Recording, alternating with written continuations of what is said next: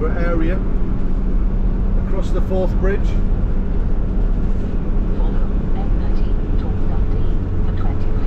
And there you go, you've just had an update from our sat-nav. Just working my way out onto the motorway. Queensferry crossing. Inverness, here we come. So I just thought I'd get a few minutes of footage of the Caingorms. Absolutely fabulous.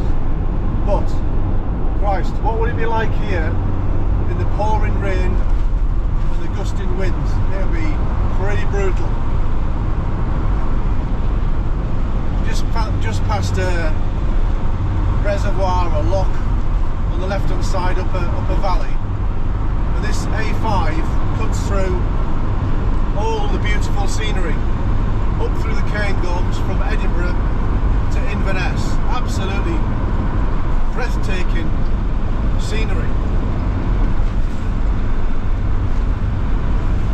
So the A9 is quite a nice road. We've had a couple of areas where there's been work going on, so we've stopped and started again, but predominantly okay. It's got a 50mph maximum speed, and you'll know from our old videos that I don't do any more than 50mph. Try and conserve a bit of fuel. So 50mph to me is great, you know. I don't feel like I'm holding people up behind me, which I usually do if the speed limit's 60 or 70.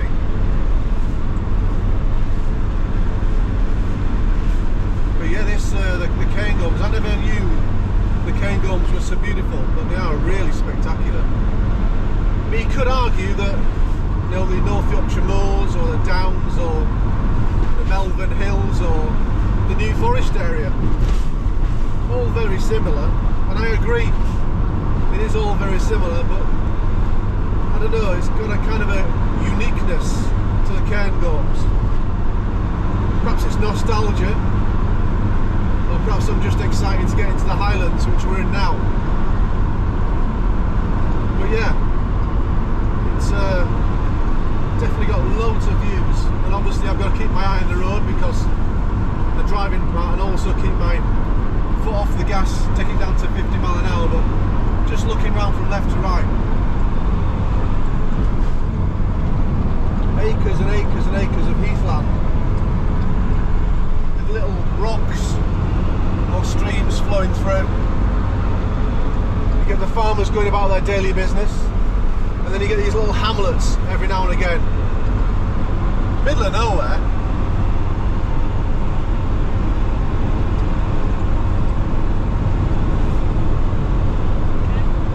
Just a couple of minutes snapshots of the Caingorms, really. Right, on we go. So here we are, we've arrived, and we're now at Culloden Moor. Basically, out of Inverness, you pay, you go along the road that takes you to Culloden Battlefield, you pay your £5 and you park up over there, and there's a visitor centre and the actual moor itself. We're going to go to the moor itself first, and then we'll have a look in the visitor centre. So why Culloden Moor? Why have I brought you to Culloden Moor? Well, basically, you know, we've just left Lallybroch, Jamie Fraser's home with Claire, Roger and Brianna. Well, in I think the second series, maybe the first series, was the famous Battle of Culloden, where the Jacobite Revolution came to an end. Bonnie Prince Charlie and his army of clan leaders, all with their individual agendas, by the way, came together and fought the British. Now, the Scottish had swords, whereas the British had muskets and cannon, and the battle only lasted about 3/4 of an hour. It was very brief and very, very bloody.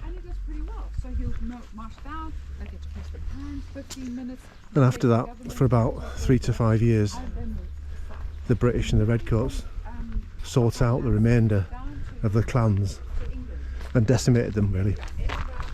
They didn't want it to happen again, because inevitably they spent a lot of time and money bringing the redcoats up to Scotland to police the Jacobites, to police the Scottish people.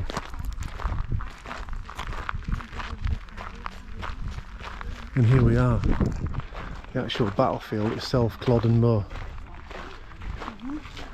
I may have the date wrong, but I'll correct it if I'm in a caption. I think it was 1746, or maybe a couple of years out, that this happened. And of course, in Outlander, it's all dramatised, and the build-up, and actually Jamie, as you know, he tries to stop Culloden because Claire Fraser, his wife, was a time traveller, and she'd come from 1945-46 after the Second World War. Sorry, my mistake. She'd gone back in time through a portal, through some stones, touched the stone, you know the score, and then it transports you into another time. Well, she came back 200 years to around about, I don't know, 5 or 10 years before Culloden. Some of this detail is wrong because it's been a long time since I watched it, but it's about in the same area. And she knows what's going to happen, so she eventually tells him that she's a time traveller, and then he and her go on this adventure to try and slow down and stop all these hundreds of Scottish Jacobites getting killed at the Battle of Culloden. We go to France, because obviously France, you know, France was at war with England, and so France was at war with England for centuries, on and off. It's famous, you know, the rivalry between two. So they went across to France to seek out the French backing, the financial backing, and to try and stop it. And they failed. Inevitably it failed, because there was still the Battle of Culloden. There was a few advantages to it. They knew the tactics, they knew what was going to happen, and Jamie Fraser was able to send some of the Fraser clan back into safety, and Claire Fraser was able to advise to grow potatoes as a part for wheat, because potatoes last longer. So yeah, Outlander, if you're gonna watch it from series 1. We're up to series 8 now, and series 8 starts hopefully this year, and it's the culmination of Outlander, so there's not going to be any more.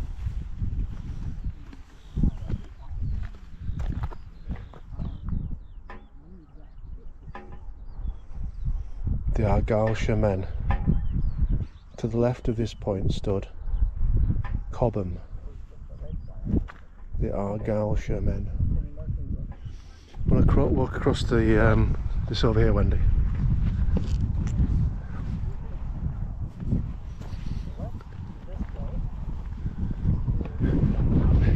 So a bit about tonight then. So we have spent the last 2 nights wild camping, and both nights were quite noisy, if I'm honest. So we're going to treat ourselves to Culloden Motorhome and Caravan Club location tonight. We're not members, but we are going to be members before we stay at this place, because there's clearly advantages of being a member of Motorhome and Caravan Club. And we'll make use of it. It's not as if we'll stay once and that's it. You know, we'll stay at other locations.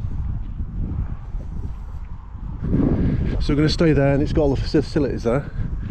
We've just filled it with diesel, and we filled it with LPG yesterday, so we're good to go with that. And also, if you didn't know already, I might have told you before that we have just recently put a portable bottle in there.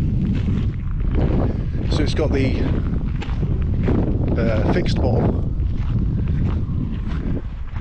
the Gas Pro one, and then it's got the replaceable bottle in there. So we're not going to run short of gas. So it's got all the facilities at this place, which I'll take you around later on. We need to do black water, grey water, you know the score. Everything that needs doing every 2 to 3 days, we need to do today. And it's a chance to restart, recock for tomorrow. Tomorrow we go up to John O'Groats.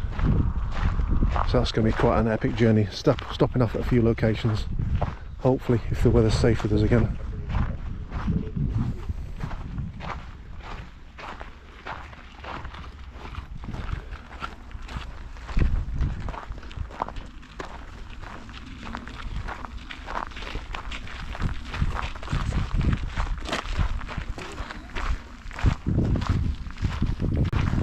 As I said before up there, it was a mixture of, I don't know, about 15 clans, small and large clans, came together with the Bonnie Prince to fight the Jacobites. The irony is that they were doing really well. When they got as far as York and took York, the momentum was with them and the British army was in a bit of a disarray. They caught them out. But like I said, some of the clan leaders were playing for both sides, and they convinced the Bonnie Prince to turn back at that point and not go down to London and take London.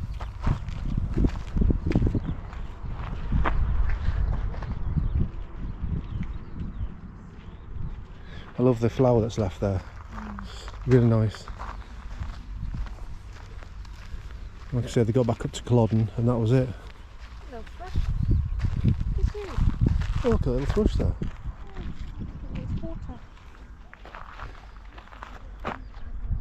Clan Stewart of Appin.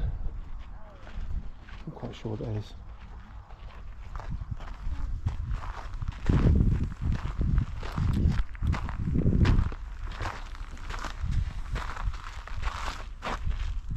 Clan Cameron.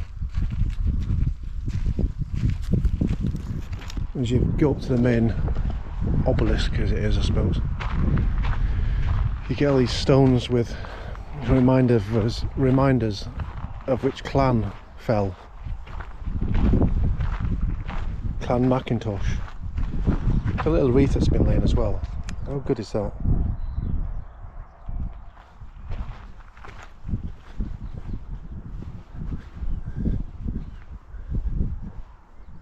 The Clan Macintosh.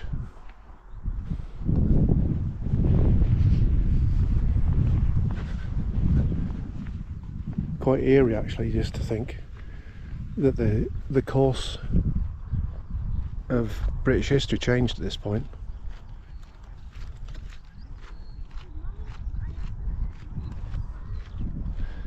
The Romans took 500 to 750 years to keep the Scottish back. But Scottish mixed clans there. But on this fateful day, the British unfortunately wiped the clans out.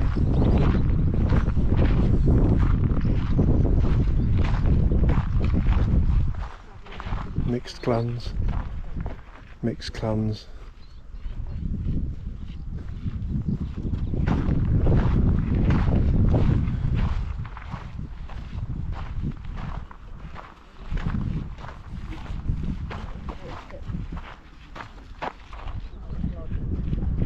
(1746). I was right then, 1746. I've got quite a good memory.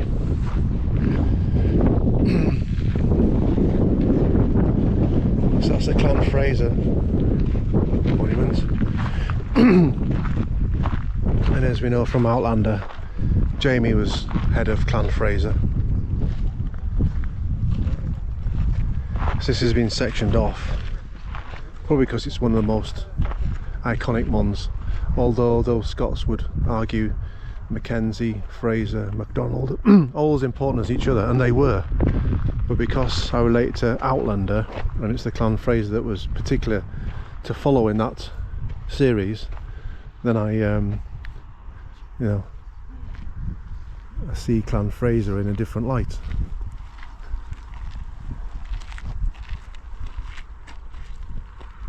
(16th of April 1746). Graves of the gallant Highlanders who fought for Scotland and Prince Charlie are marked by the names of their clans.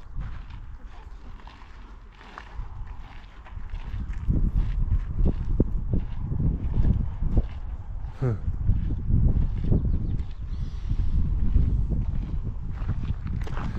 not quite sure there's anything around the back, but I'll have a look. Let's have a quick look round. What's it say on this stone here? 1908. It's too badly distorted by time. I think it was 1908. It was erected in 1908, I think. Like I say, it's it might say it in the Heritage Centre. Don't think there's nothing else at the back. But you can imagine what it's like here when it's windy and raining and cold and bleak. Not like today. Today we've got fantastic weather.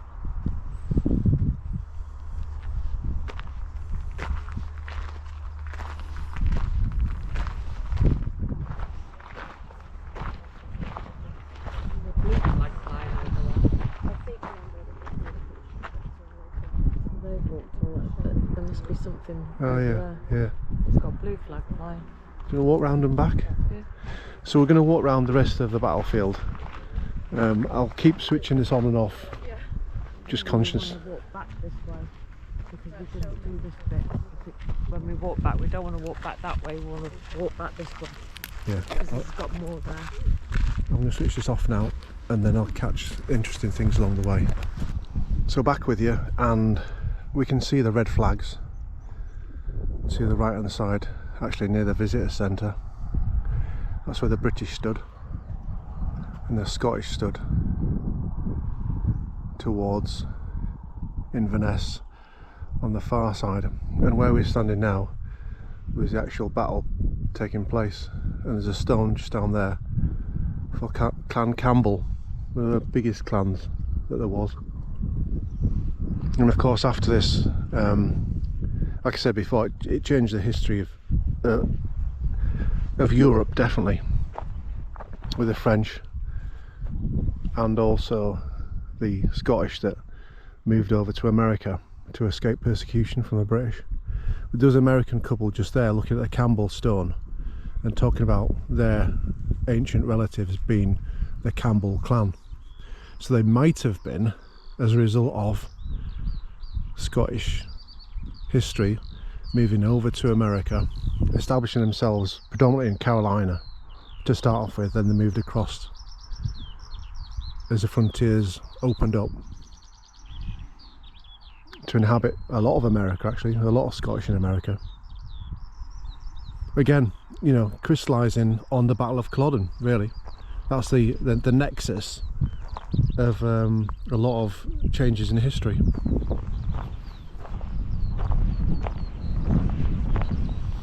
And for those of you watching this who disagree, that's fine. If you put your comments down on the video, I'll be interested to read them.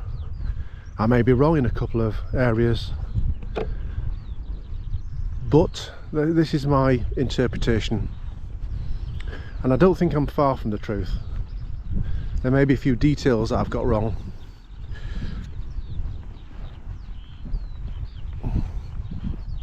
There we go. I'll just focus on this actually. 16th of April 1746, the Highland Charge. The Jacobite began to fire their muskets in this area and gathered speed as they charged at the government troops, yelling and shouting.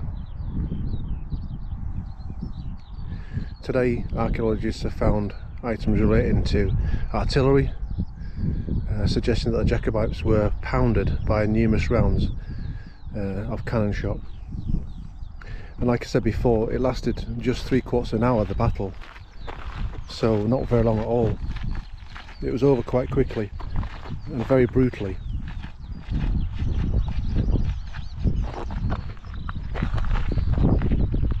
Sorry, my shadow's there.